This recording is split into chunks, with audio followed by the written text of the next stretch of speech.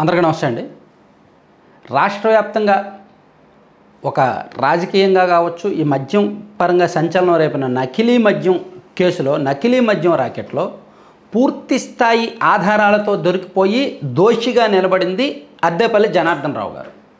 So ఆయన్ను నడిపించి తెర వెనుక ప్రోత్సహించి నేను మంత్రిగా ఉన్నాను, నువ్వు చేయి, నేను చూసుకుంటా అని చెప్పి ఎంకరేజ్ చేసి ఆయన ద్వారా నకిలీ మద్యం తయారు చేయించి తాను మంత్రిగా ఉన్నప్పుడు, ఆ తర్వాత ఇప్పుడు కూడా తన వెనక ఉన్న వ్యక్తి జోగి రమేష్ గారు. అయితే జోగి రమేష్ గారి పాత్ర మీద పూర్తి స్థాయి ఆధారాలు బయటకు రాలా. అద్దేపల్లి జనార్దన్ రావు అనే వ్యక్తి ఆధారాలు బయటకు వచ్చాయి. ఆయనే దోషి, ఆయనే ఏవన్, ఆయనే మొత్తం చేశాడు.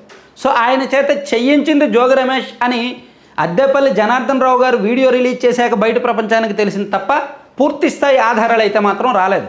ఏదో ఒక వాట్సాప్ చాట్ ఒకటి అండ్ వాళ్ళు అంటే అద్దేపల్లి జనార్దన్ రావు గారు, జోగి రమేష్ గారు కలిసిన గూగుల్ టేక్అవుట్ లొకేషన్స్ అండ్ వాళ్ళ కాల్ రికార్డ్స్ అవి మాత్రమే మ్యాచ్ అవుతున్నాయి.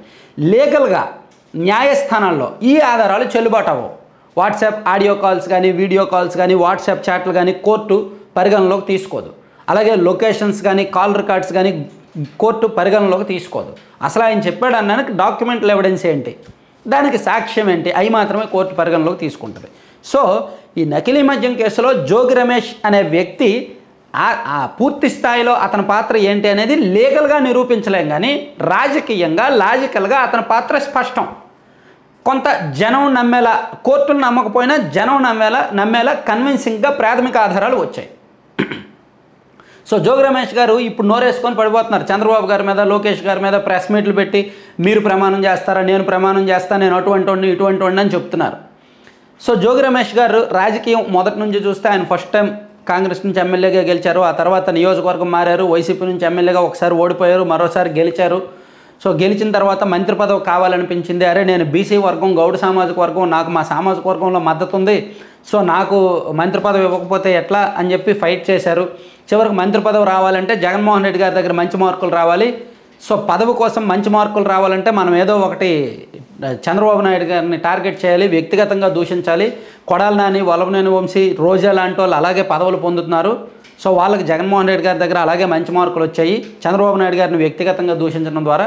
సో మనం కూడా అలాగే చేద్దామని చెప్పి వాళ్ళందరూ తిడుతున్నారు, మనం ఏకంగా కొడదామని చెప్పి ఒక 4 ఆకులు ఎక్కువ తిన్నాం కదా అని చెప్పి చంద్రబాబు నాయుడు గారి ఇంటికి, ఉండవల్లిలో చంద్రబాబు నాయుడు గారి నివాసానికి తన మందిని వేసుకెళ్ళి వెళ్ళారు. అప్పట్లో 2021లో మీకు గుర్తుండే ఉంటుంది. సో దాంతో జోగి రమేష్ గారి పేరు మారుమోగిపోయింది వైసీపీలో. అరే ఏంటది రియాలిటీ షోలో, అరే నాకంటే నీకే ఎక్కువ మార్కులు పడ్డాయిరా, నువ్వు చేసింది చాలా పెద్దది అనేటట్టు ఆయన అందరూ కూడా మెచ్చుకున్నారనమాట ఆ పార్టీలో అప్పట్లో. సో మొత్తానికి జగన్మోహన్ రెడ్డి గారి దృష్టికి వెళ్ళారు. అరే ఈయన ఇంత చేశాడు, ఈయనకి మంత్రి పదవి ఇవ్వకపోతే ఎలా, మనం తిట్టమంటే ఏకంగా కొట్టడానికే వెళ్ళాడు, సో మామూలు విషయం కాదని చెప్పి అతనికి మంత్రి పదవి ఇచ్చారు. పోనీ మంత్రి పదవి ఇచ్చాక ఏమైనా తనకు, తన సామాజిక వర్గానికి, తన నియోజకవర్గానికో, తన ప్రజలకో, లేదా తనను నమ్ముకున్న వాళ్ళకో మంచి చేసే ప్రయత్నం చేశారంటే అది కూడా చేయలే. అడ్డగోలుగా వెళ్ళిపోయాడు ఆయన. ఇబ్రహీంపట్నం నియోజకవర్గంలో ఫ్లై యాష్ విషయంలో కావచ్చు, అగ్రిగోల్డ్ భూములను సిఐడి అటాచ్ చేసిన అగ్రిగోల్డ్ భూములను రికార్డులు తారుమారు చేసి కొనుగోలు చేయడంలో కావచ్చు, ఇదిగో ఇలా నకిలీ మద్యం తయారు చేయించడంలో కావచ్చు, తన అధికారాన్ని అడ్డంగా వాడుకున్నాడు. సో ఇప్పుడు తర్వాత ఎన్నికలు అయిపోయిన తర్వాత, కూటమి ప్రభుత్వం అధికారంలోకి వచ్చిన తర్వాత ఆయన తన సామాజిక వర్గ పరిచయాలతో ఒక బీసీ కార్డు వేసుకొని, సామాజిక వర్గం కార్డు వేసుకొని తెలుగుదేశం పార్టీలోకి రావడానికి ప్రయత్నించారు అనే వార్త అప్పట్లో సంచలనం సృష్టించింది. ఎప్పుడు ఏడాది కిందట అంటే 2024 ఆగస్టు, సెప్టెంబర్ ఆ టైంలో సోషల్ మీడియాలో, డిజిటల్ మీడియాలో, కొన్ని మెయిన్ స్ట్రీమ్ మీడియాలో కూడా జోగి రమేష్ గారు టీడీపీలోకి అని క్వశ్చన్ మార్క్ పెడుతూ కొన్ని వార్తలు వచ్చాయి. దానికి కారణం ఏంటంటే ఆయన టీడీపీలోకి వెళ్ళడానికి ప్రయత్నం చేశారు. తనకు తెలిసిన వారి ద్వారా రాయబారం పంపించారు. కానీ చంద్రబాబు గారు ఒప్పుకోలేదు. ఎందుకంటే క్యాడర్ ఎమోషన్స్తో ఆడుకోవడమే. జోగి రమేష్ గారిని టీడీపీలోకి తీసుకోవడాన్ని టీడీపీ క్యాడర్ అంగీకరించారు అసలు. దాంతో చంద్రబాబు గారు, లోకేష్ గారు అతన్ని వద్దన్నారు, తిరస్కరించారు అని టాక్ ఉంది.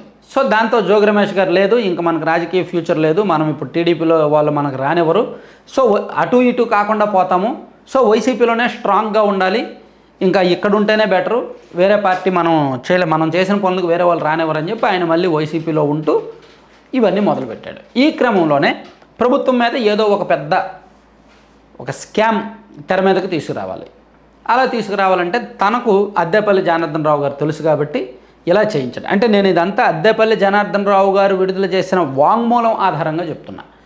ఆయన రిలీజ్ చేసిన వీడియోలో అదే ఉంది చాలా స్పష్టంగా. జోగి రమేష్ గారు చెప్తేనే తను అలా చేశాడని, జోగి రమేష్ గారి డైరెక్షన్లోనే తను అలా చేశాడని, కూటమి ప్రభుత్వం మీద ఒక పెద్ద ఆరోపణ చేయడానికి, ప్రభుత్వాన్ని ఇబ్బంది పెట్టడానికి, డిఫెన్స్లోకి నెట్టేయడానికి నేను చూసుకుంటాను నువ్వు చెయ్యి, దానికి సంబంధించి డబ్బులు కూడా ఆఫర్ చేసినట్టు ఆయన చెప్పారు. కాబట్టి అయితే ఇది చాలా పెద్ద కుట్ర, ఇదంతా ఆషామాషి వ్యవహారం ఏమీ కాదు, చాలా పెద్ద కుట్ర. పోలీసులు చాలా డెప్త్గా వెళ్ళి శోధించాలి, ఛేదించాలి దీన్ని. సో జోగి రమేష్ గారి రాజకీయం అంతా కూడా మొదటి నుంచి కాంట్రవర్సీలు, ఆరోపణలు, వివాదాలు ఇవే ఎక్కువ ఉన్నాయి. అందులో జనానికో, ఆయనకో, ఆయన నియోజకవర్గానికో, ఆయన కమ్యూనిటీకో పనికొచ్చేవి లేవు. అన్నీ కూడా పనికిమాలిన విషయాలు. పైగా అనవసర మాటలు, నోటిదోల, నోటు వేసుకొని పడిపోవడం. పవన్ కళ్యాణ్ గారి మీద, చంద్రబాబు గారి మీద, లోకేష్ గారి మీద అప్పట్లో మంత్రిగా ఉన్నప్పుడు, అంతకుముందు కూడా. సో ఇప్పుడు ప్రయత్నించారు, టీడీపీలో దక్కలేదు, వాళ్ళు వద్దన్నారు కాబట్టి ఇంక తానికి చావోరేవో వైసీపీలోనే ఉండాలి, జగన్మోహన్ రెడ్డి గారితోనే ఉండాలి అని చెప్పి ఇప్పుడు మళ్ళీ నోటికి పని చెప్పారనమాట. సో ఇది ఎంతవరకు తీసుకెళ్తుందో చూద్దాం. సో కంటెంట్ చివరి వరకు చూసిన వాళ్ళందరికీ కూడా ధన్యవాదాలు. ఒకసారి మీరు పక్కన లడ్డూపల్లెం.com అని ప్రమోషన్ చూస్తున్నారు కదా. సో దీని ప్రత్యేకత మీకు తెలిసే ఉంటుంది.